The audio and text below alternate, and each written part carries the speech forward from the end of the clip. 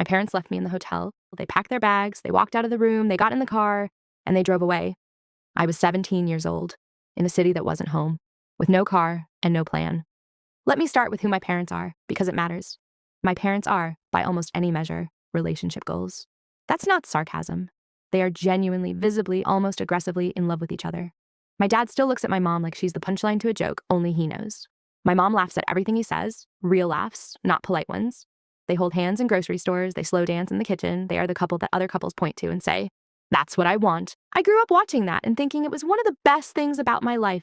Genuinely.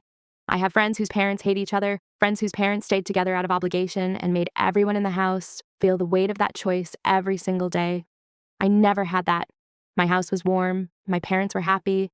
I knew from a young age that I was lucky. But here's the thing nobody tells you about growing up with parents who are wildly in love with each other. Sometimes, when it's just the three of you, you disappear. Not dramatically, not all at once, slowly, incrementally, by degrees so small you almost don't notice until you look up one day and realize you have spent years perfecting the art of making yourself smaller so that their love has more room. That's what I had been doing. For longer than I had consciously realized, I had built an entire system, a quiet, invisible, nobody gets hurt system of small exits and careful removals designed to keep the peace without anyone having to acknowledge that there was anything to keep. At home it worked, more or less. There are enough rooms, enough distractions, enough everyday logistics to dilute the dynamic. When they get cozy on the couch, I drift to my room. When the whispers and giggles start, I find somewhere else to be. It's not a tragedy. It's just the shape my life had taken. The problem was that on this trip, there was nowhere to drift. The trip was my idea, partly. Or at least I was enthusiastic about it in a way that probably helped it happen. Just the three of us, my younger sibling wasn't coming. A long weekend away, in a city I'd been wanting to visit. New restaurants, new streets, no school stress. I was genuinely looking forward to it. I told myself this would be different from the couch dynamic at home. We'd be doing things, going places, moving through the world together in a way that was active and engaged. There wouldn't be the same sitting still while they melt into each other energy because we'd be out in the world and the world would keep us all equally present. I believe that. I really did. The first day was proof that I was right. It was easy and warm and full of laughter, the kind of day that reminds you why you actually like the people you're related to. We wandered through streets we didn't know. We found a market and spent too long at it. We ate somewhere tiny and loud and perfect. My parents were affectionate, yes. They're always affectionate. But it felt balanced. It felt like a family on a trip, not like two people on a honeymoon who had accidentally brought their teenager. We went shopping, and my mom and I found these shoes. Both of us fell for them at the same time, same style, same energy. One of those small, spontaneous moments of connection that you don't plan and can't manufacture. The plan was to get one pair now and find a second pair later so we could both have them. I tucked that plan away like a small, good thing. I even pulled out my phone and took photos of them holding hands that afternoon because I thought it was genuinely sweet and I wanted to remember it. That was day one. Day two is where the glass started filling up. I don't know how to explain the shift without sounding like I'm cataloging grievances, because that's not what this is. I'm not angry at my parents for being affectionate. I have never been angry at them for that. But there is a difference between being affectionate and being so absorbed in each other that the third person in the room becomes furniture. The hand-holding was constant. And again, hand-holding, I know how that sounds. But when you are moving through every moment of every day as a trio and two of the three people are always physically connected, you start to feel the geometry of it in your body. You are always the odd angle, always the one who adjusts, always the one who falls slightly back or slightly to the side, because the unit of two doesn't have a natural place for a third. Dinner was when it crystallized for me. We were at a restaurant, a nice one, the kind of place you take photos at, and my parents were kissing, not a quick sweet peck. A long, settled, we have forgotten where we are kiss. And they wanted a photo. They were angling toward each other, laughing, getting into position, and I moved. I physically stepped out of the camera frame, not because anyone asked me to, because I could feel in my body that I was in the background of their shot, that I was the thing that needed to be cropped out, and so I cropped myself out and stood to the side and waited until it was done. Those photos are sitting on my mom's phone right now, family trip photos, a family of 3, and I'm not in them.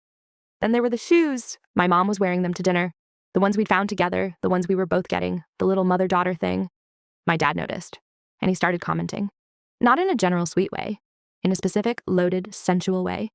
Words I would prefer not to repeat. Words that are entirely appropriate between a husband and his wife, and entirely inappropriate to say in front of your daughter about something that is also, technically, your daughter's shoes. He wasn't thinking about me, I know that. That was almost exactly the problem. He wasn't thinking about me at all. I said nothing, smiled when it was appropriate to smile, looked at my menu, filed it away in the pile I had been quietly building all weekend, and told myself it was fine, It was all fine. I was mature enough to handle this. Almost home, almost done. That night, I lay in my hotel room and made a decision. In the morning, I was going to say something. I barely slept. Partly because of the decision sitting in my chest, the anxiety of knowing I was going to do something that felt scary, and partly, and I really didn't want to include this part, but it's the truth, because I was woken up in the early hours by sounds coming through the hotel wall. My parents' room was next to mine. I will not elaborate.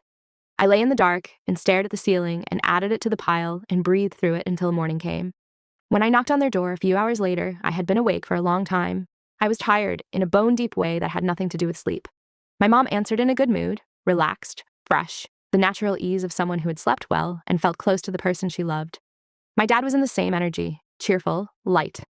We went down to breakfast, the table was cleared, the coffee came, and I sat across from my parents and thought, now.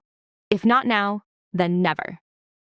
I took a breath, and I said something. I practiced it in my head while I was getting dressed that morning. Not word for word, more like the shape of it, the tone, what to include, what to leave out. I knew I needed to be gentle. I knew I needed to lead with love. I knew that if I came in with any edge, any accusation, any hint of blame, it would go sideways instantly. So I said, I know you're a couple, and I love how much you love each other. I'm not asking you to be different. But sometimes when it's constant and it's just the three of us, I start to feel like I'm third-wheeling my own parents. And I didn't want to carry that feeling home without saying something. I'm not judging you. I just needed you to know how I sometimes feel. I thought that was pretty good, honestly. I thought that was the kind of thing that opens a conversation. That invites people in rather than pushing them away. That says, I trust you enough to be honest with you. My dad's face told me immediately that I had miscalculated. He didn't pause. He didn't soften. He reacted the way people do when something strikes a nerve they weren't expecting to have touched. Fast, sharp, defensive, in a way that had nothing to do with listening. He said I was disrespectful. He said I was ungrateful, especially given how much my mom had spoiled me this weekend. He said I act like a victim and I need to do some serious introspection about my own behavior. Each word landed like something physical. I sat there and absorbed them and kept my face still because I had decided I was not going to cry at breakfast. I was not going to do it, and I didn't. My mom went quiet.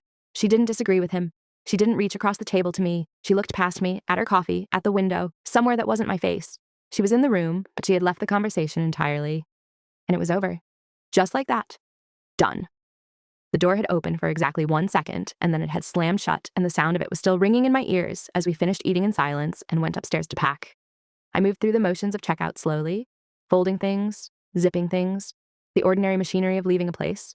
I kept waiting for one of them to knock on my door, to come in and sit down and say, let's actually talk about this, to give me the version of this story where parents, upon reflection, choose their kid. Nobody knocked. I wheeled my bag into the hallway. My dad was already at the elevator. My mom was behind him. They were talking to each other quietly, their voices low, their body language sealed off from me in that way it got when they were a unit of two, and I was adjacent to it. We went downstairs, we handed in the key cards, we walked through the lobby. And then my dad said he and my mom were going to get the car. He said I could wait inside. They walked out through the front doors. I stood in the lobby and waited, and waited, and waited. 10 minutes passed, then 15. I walked to the front doors and looked out at the drop-off area. No car. I walked back inside. I checked my phone. No messages. I sat down in one of the lobby chairs with my bag at my feet and told myself they were just taking a while in the parking structure, that it was a big lot, that they'd be here in a minute, 20 minutes. I called my mom's phone. It rang out. I called my dad's. Same. I walked back to the front doors and stood there and looked out at the street, and that is when I saw it. My dad's car, not pulling up to collect me, but moving away, down the street, indicating, turning, gone. They left. My parents left me in a hotel in a city that wasn't home over a conversation I had tried to have as kindly as I possibly could. I stood at those front doors for a long time. Then I went back inside, sat down in the lobby chair, and finally, quietly, allowed myself to cry. I posted about it from the lobby. I don't know exactly why. Maybe because I needed to do something with my hands, something that felt like action. I typed out the whole thing on my phone, sitting in a hotel lobby with my weekend bag at my feet, and I posted it. I said what had happened. All of it. The weekend, the photos, the shoes, the wall, the breakfast conversation, the things my dad had said, and then the part that I could barely bring myself to write, and then they left. Then I called my aunt. She picked up on the second ring, and I told her where I was, and she said, very calmly, "Do not move," and hung up. I don't know exactly what happened in the next hour. I wasn't there for most of it. But my aunt talked to my grandmother, and my grandmother called my dad, and somewhere in that chain of calls, somewhere between my dad's phone ringing and him having to say out loud to his own mother what he had done, something shifted. The Reddit responses were coming in fast by then, too. Hundreds of them. People saying things I needed to hear, Strangers on the internet extending more grace to me in 4 sentences than my father had managed at breakfast. 100 variations of, "You did nothing wrong." I read them all in that lobby chair. I don't know how long I sat there. Long enough for the staff at the front desk to start looking at me with the kind of careful, sidelong concern that people give to teenagers who are clearly having a day. And then my phone rang. It was my mom. Her voice was different. Not the sealed-off, looking past me voice from breakfast. Something had broken open in it.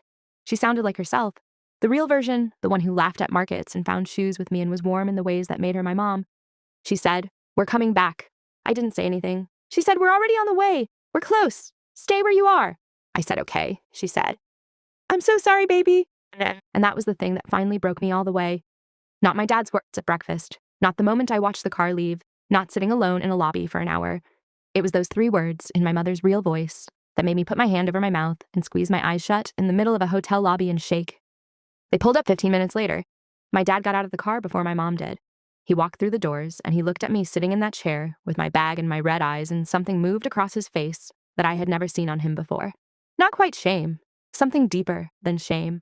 The look of a person who has seen themselves clearly, maybe for the first time in a while, and does not entirely like what they found. He sat down next to me. He didn't make a speech. I think he knew better than to make a speech. He just said quietly, "I'm sorry. What I said this morning was wrong. And what we did, leaving, that was wrong. You deserve better from us." My mom sat on my other side and took my hand and didn't say anything for a long moment. Then she said, "You were trying to talk to us, and we made you feel like that was a mistake. That's not okay. We're your parents. That's never okay." We sat there in the lobby of that hotel for a while, the 3 of us, nobody rushing the moment. My dad kept apologizing. My mom held my hand. I mostly just let myself be held, which was the thing I had been needing for the entire weekend. On the drive home, my dad asked me to tell him, really tell him, what the weekend had felt like from my side. And I did. Not the polished, careful version from breakfast, but the honest one. The stepping out of photos, the geometry of always being the third angle, the system of quiet exits I had built at home over years, so normalized I had stopped noticing it. He listened. Actually listened in a way that is different from hearing. His body turned slightly toward me, his responses genuine, no defensiveness in them. He said he hadn't seen it, that they hadn't meant for me to feel like an accessory, like a shadow, like the person in the background of their life. That they loved me in a way that was total and enormous, and they were sorry it had gotten lost somewhere in the translation. My mom said, "You should never feel like a third wheel in your own family. Ever. That's on us to fix." I looked out the window at the highway and felt something loosen in my chest that I hadn't realized was tight. That was not the end of every conversation we needed to have. I want to be honest about that. One car ride doesn't undo years of a dynamic, doesn't resolve every complicated feeling, doesn't transform everything overnight. We are still figuring it out. There are still moments at home where I feel the old pull to disappear, and moments where my parents catch themselves and adjust, and moments where we're all just 3 people trying to do better by each other. But something real changed on that drive home. Something that I had stopped believing was possible started to feel possible again. I posted an update on Reddit that night, told them what had happened, the call, the return, the lobby, the conversation. The responses to that were even more overwhelming than the first wave. People who said they'd been waiting for exactly that update. People who said it restored something in them. A few people who cried, apparently. I cried too, honestly. But the good kind this time. If I could say something to the version of me who was sitting in that lobby chair, bag at her feet, phone in her hand, watching her parents drive away, I think I would say this. You are not wrong to speak. You are not wrong to have feelings. You are not wrong to name them carefully and offer them gently to the people who are supposed to receive them with love. You are not wrong to expect to be heard. What happened after was not your fault, and it was not the end of the story. Sometimes the people who love you fail you in a moment. Sometimes they leave when they should stay, say the wrong thing when they should be quiet, choose themselves when they should choose you. And sometimes, not always, but sometimes if you are lucky, they turn the car around. My parents turned the car around. I am still a girl whose parents are wildly in love with each other. I am still sometimes the third angle, the odd geometry, the one who adjusts. But I am also now a girl whose parents know that, who have sat across from her and said, "We see you. We're sorry. We're going to do better." I took a photo of the 3 of us in the lobby before we left. All of us in the frame this time. I am not in the background.